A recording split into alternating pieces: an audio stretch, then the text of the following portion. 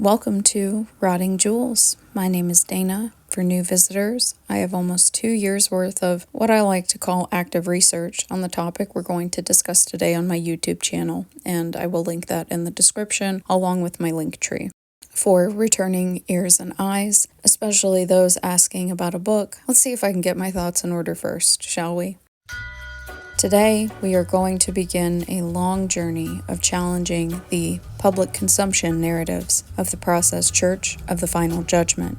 You might have heard of them, or may know them under their modern-day iteration, the Best Friends Animal Society, but I don't want to get too ahead of myself. In order to challenge the aforementioned public consumption narrative, as in the narrative spoon-fed to the public, we need an idea of how they came to be, what they believe, what they strike down as satanic panic conspiracy theories, and why they try to distance themselves from the humble 37,700-acre animal sanctuary tucked away in what was once referred to as Little Hollywood in Kanab, Utah. We begin this journey by asking one question. What is the process? Oh, must we drag all that up again?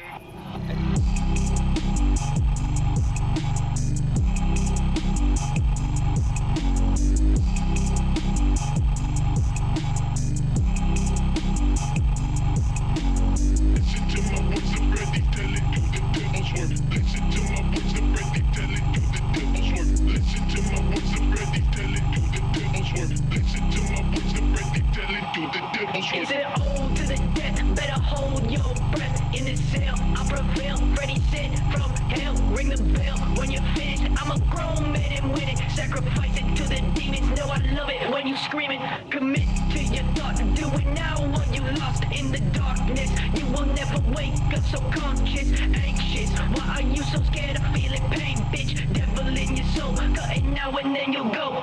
Walk on the dark path, kill and you feel that. Never in your life you gotta rush from the kickback. Matt blank, Glock 10, knife on the neck, man. Hear the whispering, devil taking over them. Listen to my words of Freddy telling do the devil's work. Listen to my words of Freddy telling do the devil's work. All red on me, got the blood up in your hair. Sign your soul to the devil, now you asking is it fair? Listen to my words of Freddy telling do the devil's work. Listen to my words of Freddy telling do the devil's work. All red on me, got the blood up in your hair. Sign your soul to the devil, now you asking is it fair? Listen to my words of Freddy telling you the devil's work. Listen to my words of Freddy telling you the devil's work. Listen to my words of Freddy telling you the devil's work. Listen to my words of Freddy telling you the devil's work. Listen to my words of Freddy telling you the devil's work. Listen to my words of Freddy telling you the devil's work. Listen to my words of Freddy telling you the devil's work. Listen to my words of Freddy telling you the devil's work.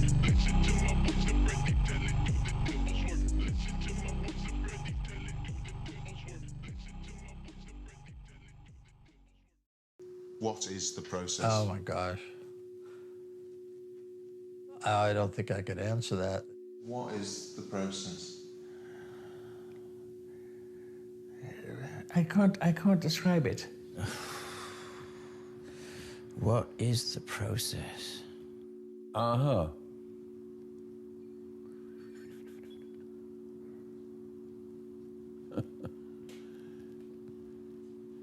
What is the process?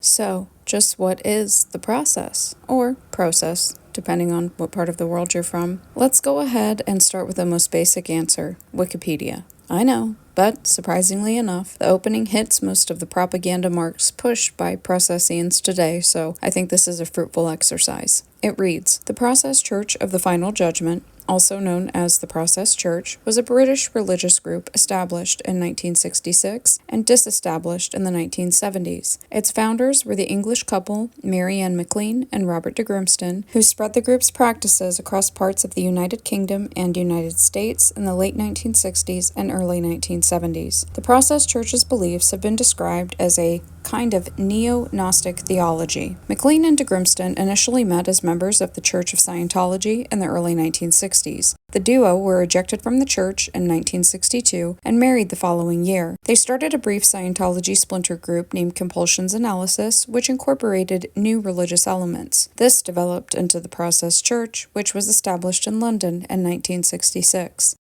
Its members initially lived in a commune in Mayfair, West London, before moving to Stuhl in Mexico's Yucatan Peninsula. They later established a base of operations in the United States in New Orleans. Prosecutors investigating the Los Angeles murders committed by the Manson family in 1969 suggested that there were links between Charles Manson and the Process Church, and despite the connection being unproven, the allegations subsequently damaged the church's reputation. Authors who have written about the group include Ed Sanders, journalist Maury Terry, and, in the early 1970s, the sociologist William Sims Bainbridge.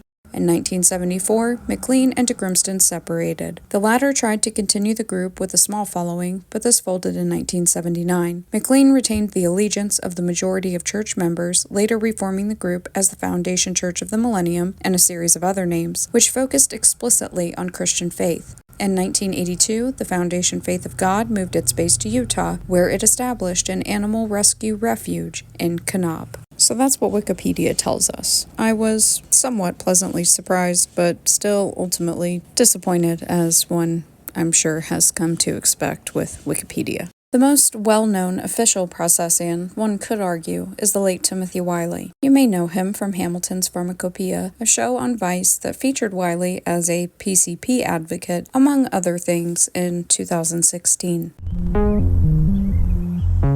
I'm in New Mexico to visit the home of Timothy Wiley. Hey, great to meet you. Good to see you, yeah. Welcome to the shack, yes.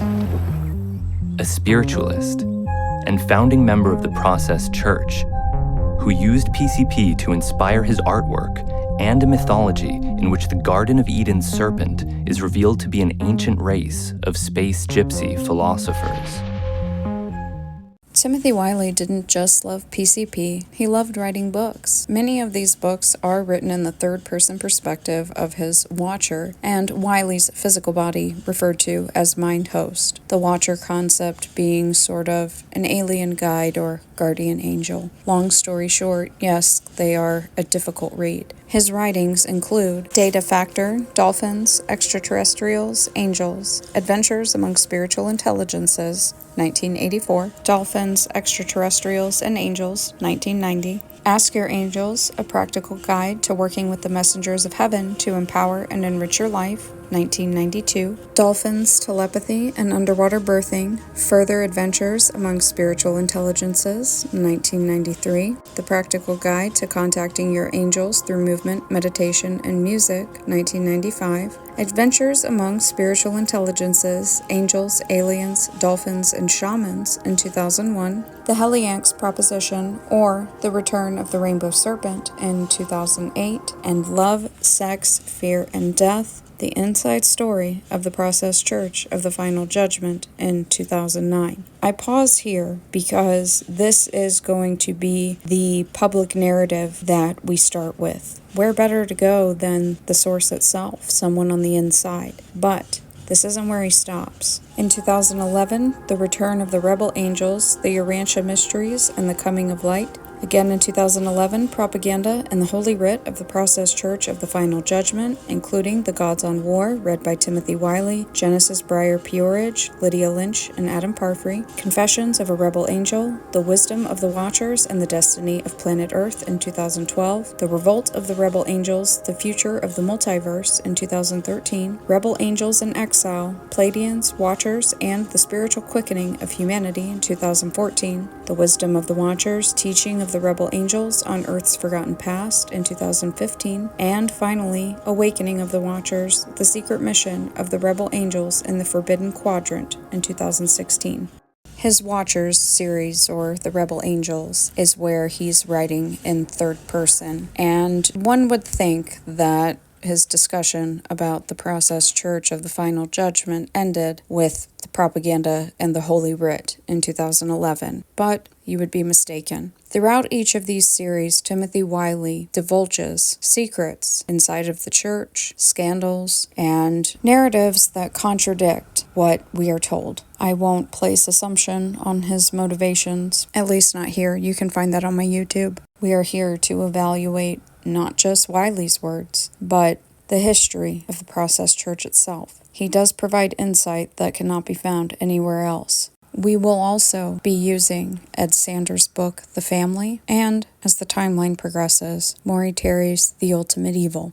We will also be taking a look at Tom O'Neill's Chaos because a book about Manson, we gotta look at that angle as well. Sometimes it's all about what they don't say, right? I will cite my sources, likely throughout or possibly at the end. I'm still trying to figure that part out, and I will include that information in the show's description. I will also be using throughout this series a number of other articles, newspapers, interviews, quotations from documentaries. I've worked very hard to try and unravel the tangled ball of yarn that is the process, and there is so much to consider, and I haven't been able to do it alone. I will get the permission of my peers that have helped me if they would like to be plugged in the show's description, but it shouldn't surprise anybody that a lot of people like to fly under the radar with this topic, and I'm not claiming to be the authority, but I do ask you, dear listener,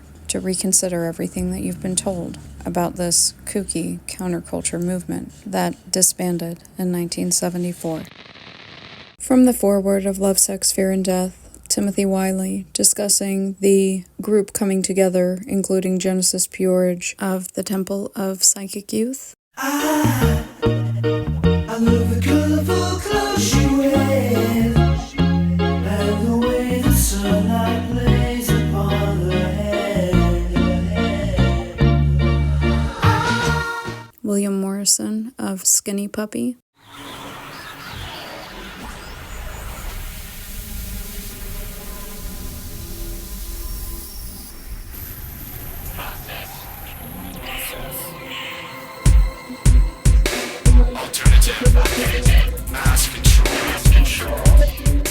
And the self-proclaimed go-between the Temple and the Process Church of the Final Judgment.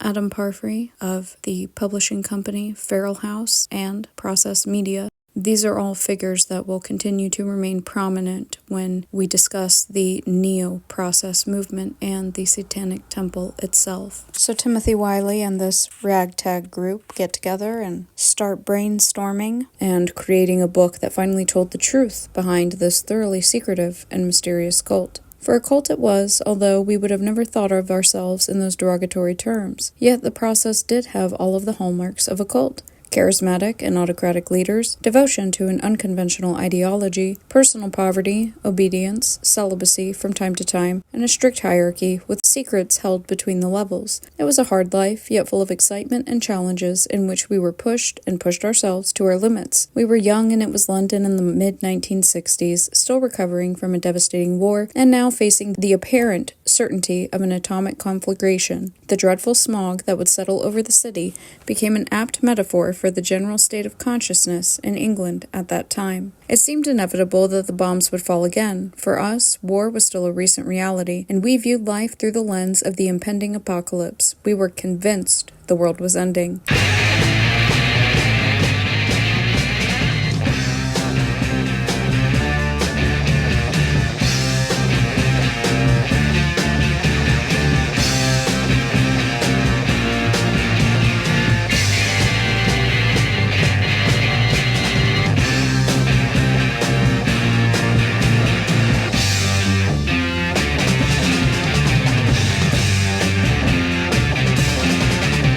The world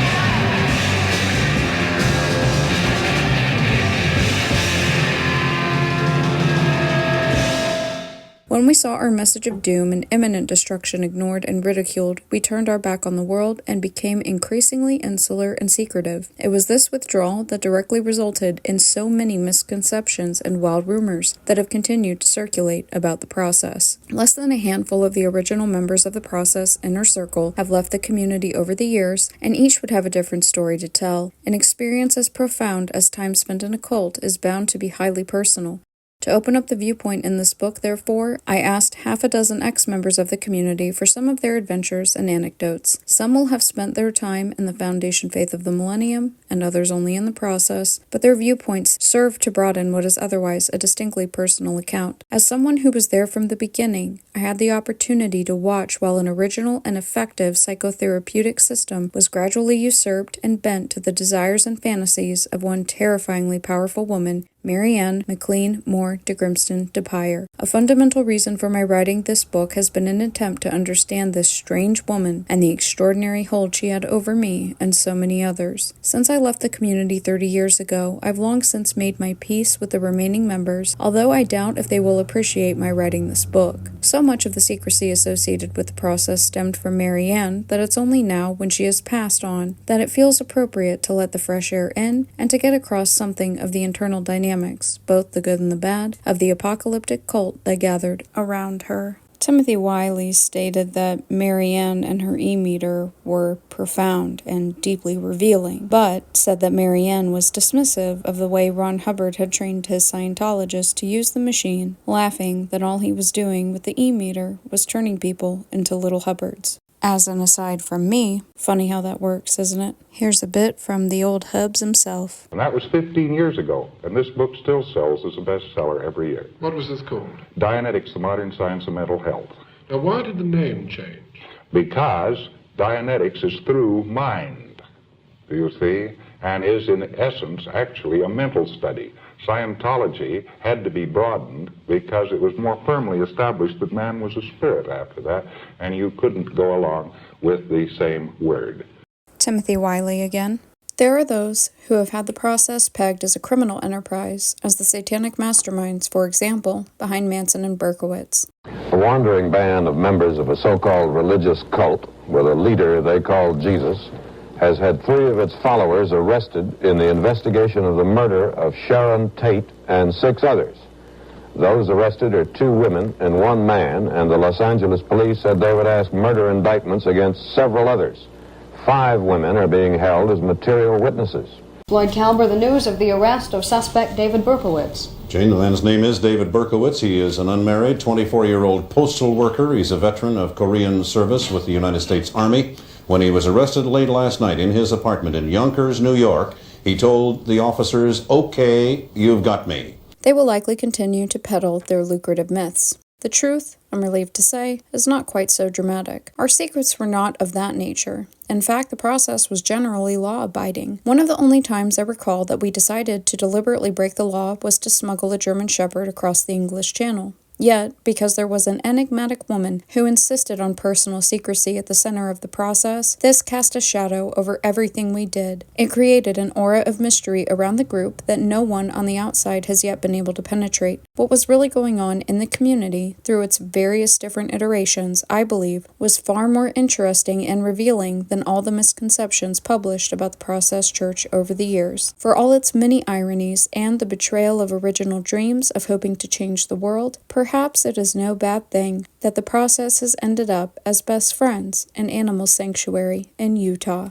In regards to Mary Ann's death in 2005, she passed away at the Animal Sanctuary. From Love, Sex, Fear, and Death, Timothy Wiley. The rumor that has been circulating is savage, sadly ironic, and perhaps even a little satisfying to those who have thought that a karmic debt needed to be paid. Until more is known about the facts of her death, it seems to be all that we had to go on. Mary Ann was taking an evening stroll, so the story goes, walking slowly around the far side of the lake that the Tomb Hike house overlooks when a pack of wild dogs set on her, tearing her throat out and ripping her body apart. If that wasn't irony enough for a woman who called herself Hecate, the wild dogs were believed to be escapees from the Animal Sanctuary, the very place that appears to be the final iteration of her brain children, Compulsions Analysis, the Process Church of the Final Judgement, and the Foundation Faith of the Millennium. And for now, dear listener, to close out, I'm going to read a obituary post from Leland Cole, also known as the Grand Spook of Lower Bohemia. That name was given to him by William S. Burroughs. These are two characters that will play a significant role as we move through this very long, complicated story. Wednesday, November 30th, 2005. Hecate's obituary. The undead do not die. Hecate lives. Yes, Hecate lives and has sent her legions to collect her hellhounds as the paper registry of her previous incorporation lay rotting in a dirty lake that was once New Orleans. Yes, senior members of the Process Church have together returned to the world stage to do the work of Hecate. Yes, they have been doing the work of Hecate for many years now. I was able to observe them just after Katrina as they appeared in Louisiana, so deeply engaged and giddy about their new assignment that, with total indifference, they stepped over the supine bodies of humans pleading for assistance, and then, with the quickness of a fast-moving storm, collected all the abandoned and lost animals and disappeared into the darkness of a decimated city. Yes, Hecate lives. Long live Hecate.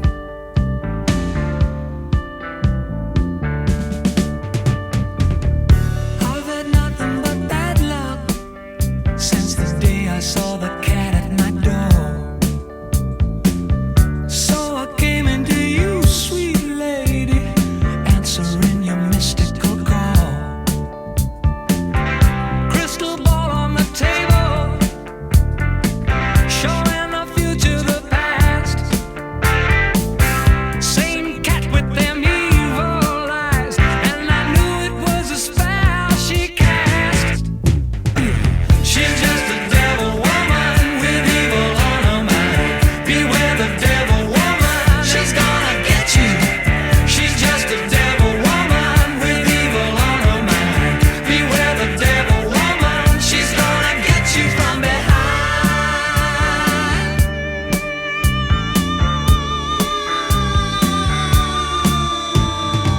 Give me the ring on your finger. Let me see the lines on your hand. I can see me a tall, dark stranger giving you what you hadn't planned. I drank the potion she offered me. I found myself on the floor. Then I looked in those big green eyes, and I wonder what I came there for. She's just a devil woman with evil on her mind. Beware the devil woman, she's gonna